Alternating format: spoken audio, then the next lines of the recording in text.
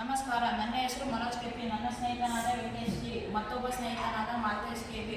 ನಾವು 9ನೇ ತರಗತಿ ಡಿ ವಿಭಾಗದಲ್ಲಿ ಓದುತ್ತಿದ್ದೇವೆ. ಸರ್ಕಾರಿ ಪದವಿ ಪೂರ್ವ ಕಾಲೇಜು ಜಗಳೂರು ಹೈಸ್ಕೂಲ್ ವಿಭಾಗದಲ್ಲಿ ಓದುತ್ತಿದ್ದೇವೆ. ನಮ್ಮ ಪ್ರಾಜೆಕ್ಟ್ನ ಬಗ್ಗೆ ವೆಂಕಟೇಶ್ ತಿಳಿಸಿಕೊಡುತ್ತಾನೆ.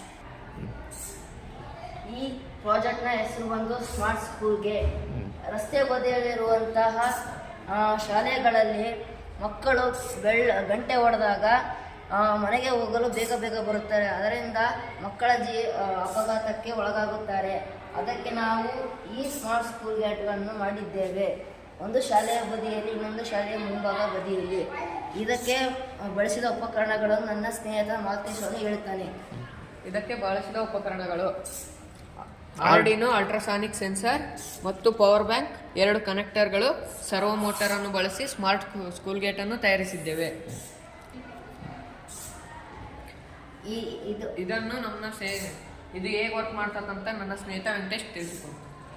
ಇದು ಹೇಗೆ ವರ್ಕ್ ಆಗುತ್ತೆಂದರೆ, ಇದು ಶಾಲೆಯ ಗಂಟೆ ಬಾರಿಸಿದಾಗ ಸ್ಕೂಲ್ ಹುಡುಗರು ಬೇಗ ಓಡಿ ಬರ್ತಾರೆ.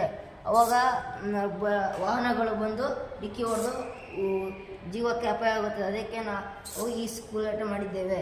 ಇದು ಹೇಗೆ ವರ್ಕ್ ಆಗುತ್ತೆ ಅಂದರೆ, ಸ್ಕೂಲ್ ಗೇಟ್ ಓಪನ್ ಇದ್ದಾಗ ರಸ್ತೆಯ ಗೇಟ್ ಮುಚ್ಚಿರುತ್ತೆ, ರಸ್ತೆಯ ಗೇಟ್ ತೆರೆದಾಗ ಸ್ಕೂಲ್ ಗೇಟ್ ಮುಚ್ಚಿರುತ್ತೆ.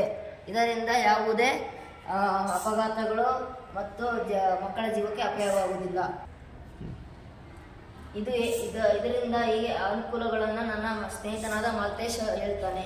ಇದರಿಂದ ಆಗುವ ಅನುಕೂಲಗಳೇನೆಂದರೆ, ಮಕ್ಕಳು ಓಡಿ ಬಂದು ಅಪಘಾತಗಳಾಗುತ್ತವೆ, ಅವರ ಅಮೂಲ್ಯವಾದ ಜೀವವನ್ನು ಉಳಿಸಬಹುದು ಮತ್ತು ರಸ್ತೆಯ ಸುರಕ್ಷತೆಯನ್ನು ಕಾಪಾಡಬಹುದು.